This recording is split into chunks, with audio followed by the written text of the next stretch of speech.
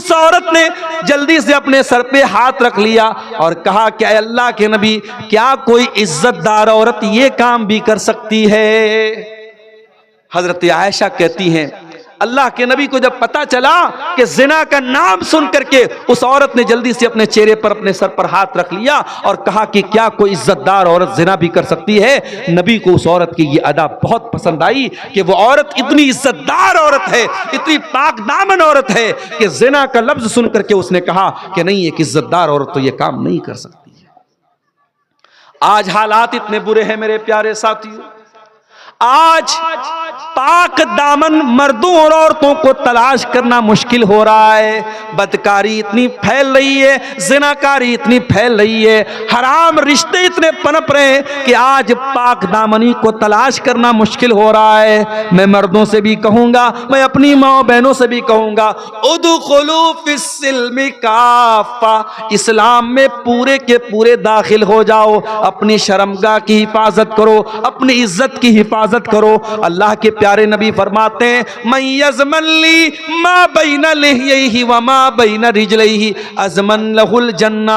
दो चीजों की गारंटी दे दो, एक जबान की गारंटी दे दो, एक शर्मगाह की गारंटी दे दो, मैं तुम्हें जन्नत की गारंटी देता हूं। अल्लाह के प्यारे नबी यहां तक फरमाते हैं कि हर इंसान के मुकद्दर में जिना का हिस्सा लिखा हुआ है। आंखों से गंदी चीज को देखना आंखों का जिना है, जबान से गंदी बातें निकालना जबान का जिना है, कानों से गंदी चीजों को सुनना ये कानों का जिना है, हाथों से गलत चीजों को टच करना ये हाथों का जिना है, और पैर से गलत चीज की तरफ चल के जाना ये पैर का जिना है। यानी हर इंसान, कोई हाथ का जिना कर रहा है, कोई पैर का कर रहा है, कोई आंखों का कर रहा है। अल्लाह के नबी ने फरमाया, इब्ने आदम के मुकद्दर में जितना लिखा है उतना वो जिना कर रहा है। और जब इंसान अपनी आंखों की हिफाजत नहीं करता, हाथों की हिफाजत नहीं करता, कानों की हिफाजत नहीं करता, तो अल्लाह के नबी कहते हैं, वल क़ल्बु यहवा व यतमन्ना, फिर दिल में गंदे ख्यालात पैदा होते हैं, गंदी ख्वाहिशात पैदा होती है, और फिर शर्मगाह उसकी तस्दीक करती है या उसको झुटला देती है। यानी अगर आपने अपने आप को आंखों के जिना से नहीं बचाया, कानों के जिना से नहीं बचाया, जबान के जिना से नहीं बचाया, तो असल जिना से बचाना भी मुश्किल हो जाएगा। मेरे नौजवान भाइयों, आज सबके हाथ में मोबाइल है, सबके हाथ में सोशल मीडिया है, सबके हाथ में इंटरनेट है। आज नबी की इस हदीस को समझने की जरूरत है। और मैं फिर वही आयत पढ़ता हूं, उदखुलू फिस्सिल्मि काफ़ा, इस्लाम में पूरे के पूरे दाखिल हो जाओ। और आगे बढ़िए, शादी ब्याह को देख लीजिए, चाहे आपके झारखंड के इस इलाके की अंसारी समाज के लोग हों, चाहे आप बंगाल में चले जाएं, बंगाल को देख लीजिए, आप बिहार चले जाएं, बिहार में शेरशाहबादी बरादरी के लोगों को देख लीजिए। शादी ब्याह में बहुत सारी हराम चीजें आज हमारे समाज में चल रही हैं। जहेज चल रहा है, कहीं बारात चल रही है, कहीं बाकायदा लड़की वालों से बाकायदा लंबी चौड़ी डिमांड की जा रही है। हमारे एक साथी हैं, हमारे साथ टीचर हैं, बिहार के रहने वाले हैं, 8-9 लड़कियां हैं उनकी, बेचारे पूरी उम्र उनकी गुजर, अभी रिटायर होने वाले 2-3 साल में, अभी भी कई लड़कियों की शादी बाकी है। एक लड़की का रिश्ता लगा, अगले दिन मदरसे में आए, मैंने कहा मास्टर साहब मुबारक हो, आपकी बेटी का रिश्ता लग रहा है। कहा कि शेख साहब रिश्ता तो लग रहा है, खुशी की बात है, मगर दुख की बात यह है लड़के ने 5 लाख की डिमांड की है। मैंने कहा लड़का करता क्या है? कहा कि लड़का राजगीर का काम करता है, मिस्त्री का काम करता है, घर मकान बनाने वाला मिस्त्री का काम करता है। गौर करो ये हालात हैं। वो तो मास्टर साहब थे, सरकारी टीचर थे, उनको चलो उनके पास कहीं ना कहीं से पैसे का इंतजाम था। जिस गरीब के पास इंतजाम नहीं है वो बेचारा अपना खेत बेचकर, अपनी जमीन बेचकर, बैंक से कर्जा ले लेके अपनी लड़कियों की शादी कर रहा है। ओ लोगों, कब तुम्हारी आंखें खुलेगी? कब होश आएगा?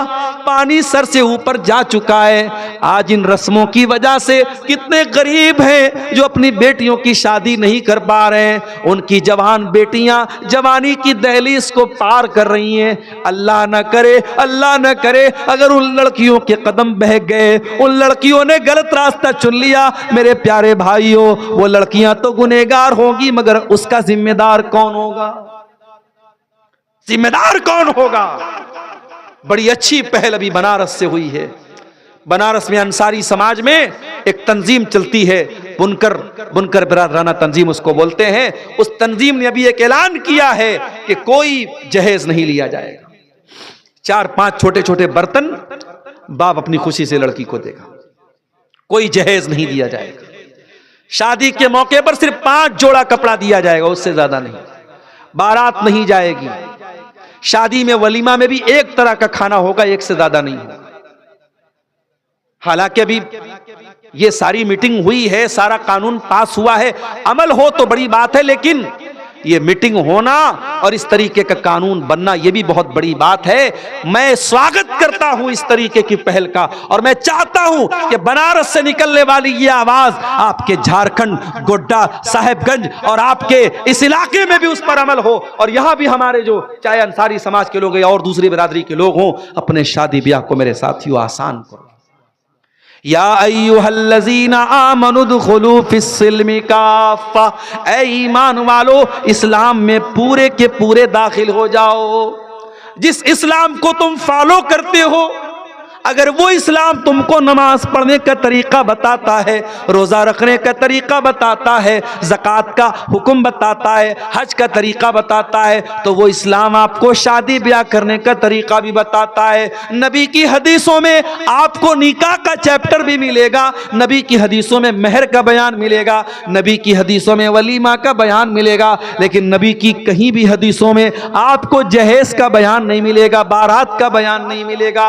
ये जहेज, ये बारात, ये रस्मो रिवाज जिनकी वजह से आज जीना हराम है समाज का, अल्लाह के वास्ते मेरे प्यारे साथियों इन रस्मों को छोड़ दो। और नौजवानों से कहना चाहता हूं, जरा गट्स पैदा करो, जरा हिम्मत पैदा करो। अपने बाप से जाके कह दो, अपनी माँ से जाके कह दो कि ऐ मेरी माँ, मैं कोई जहेज नहीं लूंगा, मैं सिंपल तरीके से, सुन्नत तरीके से शादी करूंगा। मेरे साथियों इंशाअल्लाह मैं पूरे यकीन के साथ कहता हूं, हो सकता है वक्ती तौर पर तुम्हें कुछ तकलीफ हो सकता है वक्ती तौर पर तुम्हें लगे यार सब लोग ले रहे हैं, मैं क्यों नहीं ले रहा हूं, मगर आगे चल करके आप एहसास करेंगे, अल्लाह उस निकाह में बरकत अता करेगा मेरे प्यारे साथियों। और आगे बढ़िए, एक आदमी 5 टाइम की नमाज पढ़ता है, मस्जिद से बाहर निकलता है, जब मार्केट में बिजनेस करने जाता है, मस्जिद में 5 टाइम की नमाजें पढ़ने वाला और रातों में तहज्जुद की नमाज भी पढ़ने वाला, जब मार्केट में दुकान पर बैठता है, जब बिजनेस करता है, वहां झूठ भी बोलता है, वहां वादा खिलाफी भी करता है, वहां कस्टमर के साथ फ्रॉड भी करता है, वहां वो हराम तरीके भी अपनाता है। ऐ मेरे भाइयों, तुम कारोबार में, अपने बिजनेस में ये क्यों भूल गए कि तुम मुसलमान हो? जिस दीन को तुम मानते हो, जिस मजहब को तुम मानते हो, वो मजहब तुम्हें कारोबार करना भी सिखाता है, वो मजहब तुम्हें बिजनेस करना भी बताता है। क्या नबी ने आपको बिजनेस करने का तरीका नहीं बताया? अल्लाह के प्यारे नबी फरमाते हैं, अल-बय्यान बिल खियारी मालम यतफर्रका फ़इन सदका व बय्यना बूरिक लहुमा फी बैहिमा। जब एक आदमी सामान खरीदता है, एक आदमी सामान बेचता है, अगर दोनों सच बोलते हैं, अल्लाह उनके कारोबार में बरकत पैदा करता है। व इन कज़बा व कतमा, और अगर दोनों झूठ बोलते हैं, मुहिक़त बरकत बैहिमा, अल्लाह उनके कारोबार की बरकत को छीन लेता है। अल्लाह के नबी एक दिन मार्केट गए, एक सहाबी अनाज बेच रहे थे, गल्ला बेच रहे थे, गालिबन गेहूं या जौ की दुकान थी उनकी। नबी ने उनके जौ के अंदर हाथ डाला, अंदर का जौ भीगा हुआ, ऊपर का सूखा हुआ। नबी ने कहा यह क्या है मेरे भाई? सहाबी ने कहा अल्लाह के नबी, बारिश हो गई थी, अनाज भीग गया था, गल्ला भीग गया था, जो भीगा हुआ गल्ला था अगर ऊपर रखता तो कस्टमर ना खरीदते, मैंने नीचे डाल दिया। आपने फरमाया ऐ मेरे सहाबी, ये तो धोखा हो गया, कस्टमर आएगा, सूखा अनाज देखेगा, ऑर्डर देगा और तुम निकालोगे तो अंदर गीला अनाज होगा। ये तो कस्टमर के साथ फ्रॉड हो गया।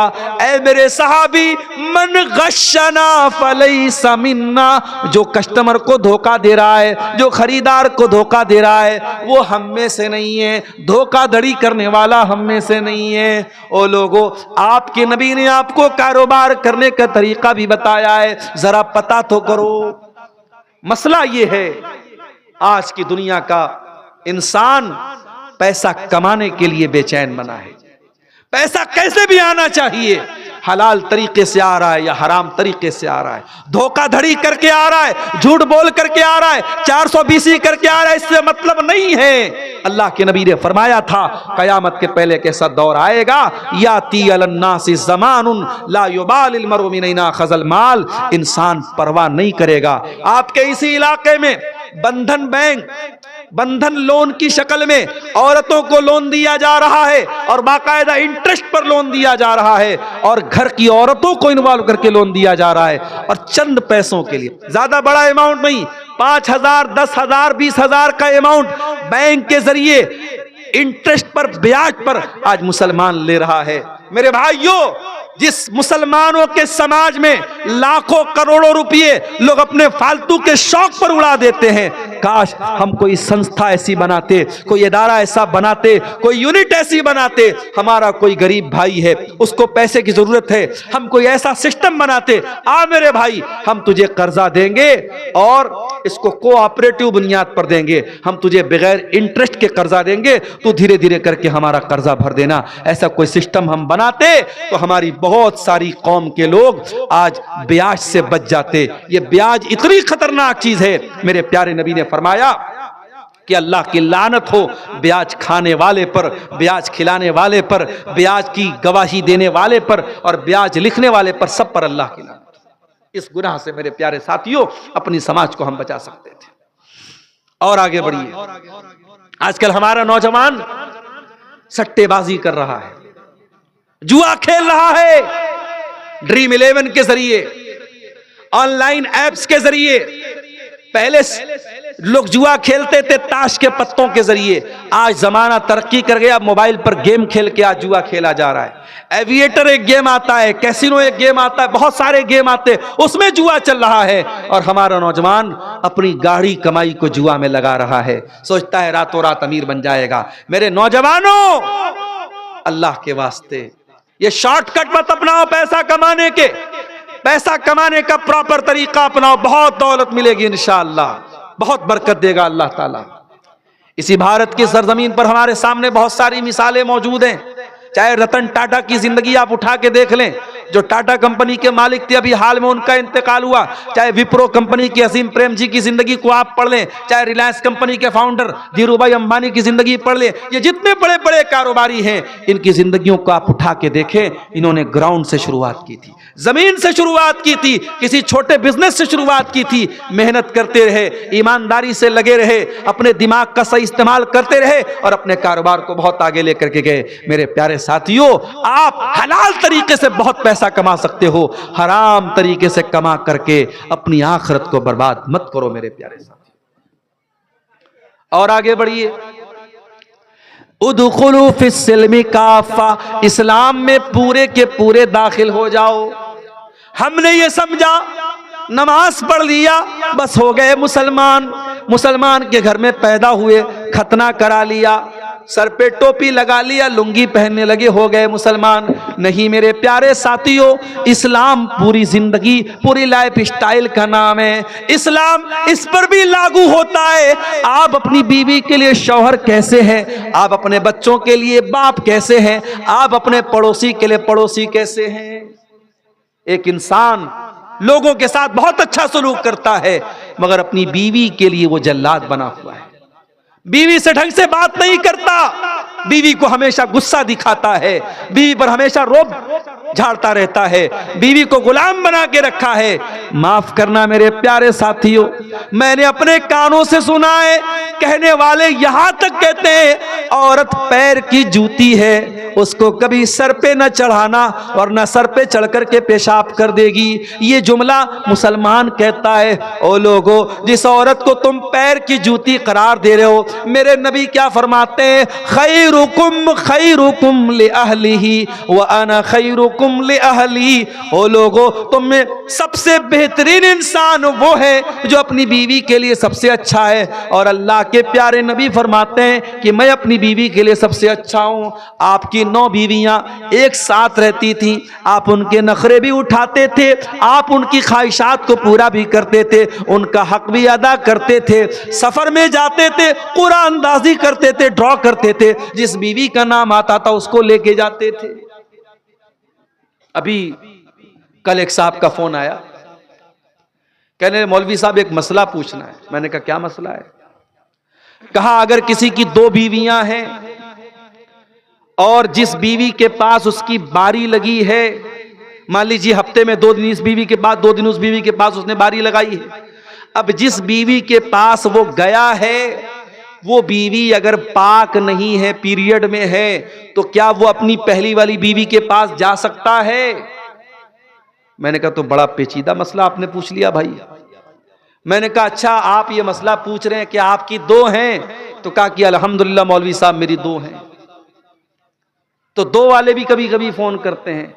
वो तो अच्छा हुआ कि मैं घर पे नहीं था, हमारी अहलिया तो जल्दी से फोन काट देती है कि 2 वाला क्यों फोन कर रहा है आप। तो अब बीवियां 2 हैं, लेकिन इंसान इस बात की चिंता कर रहा है कि कैसे उनके साथ इंसाफ करें। आज हालात क्या है? एक बीवी वाला भी अपनी बीवी के साथ जुल्म और सितम कर रहा है। मेरे अजीजों, ये बीवी, नबी अकरम ने अपनी बीवियों के साथ हुस्न सलूक करके ये तालीम दी है कि आप अपनी बीवियों के साथ अच्छा सलूक कीजिए, पक्के मुसलमान बनिए, पूरे मुसलमान बनिए, अपने बच्चों के लिए अच्छे बाप बनिए। ये जो हमारी कौम की बेटियां मुर्तद हो रही हैं, कभी आपने गौर किया ये मुर्तद क्यों हो रही हैं? उसके बहुत सारे असबाब हैं, बहुत सारे कारण हैं, बहुत सारे रीजंस हैं। उसमें एक वजह यह भी है, जिन बच्चियों को घर में प्यार नहीं मिलता, कभी माँ ढंग से बात नहीं करती, कभी बाप मोहब्बत से बात नहीं करता, तो उन लड़कियों को मोबाइल पर कोई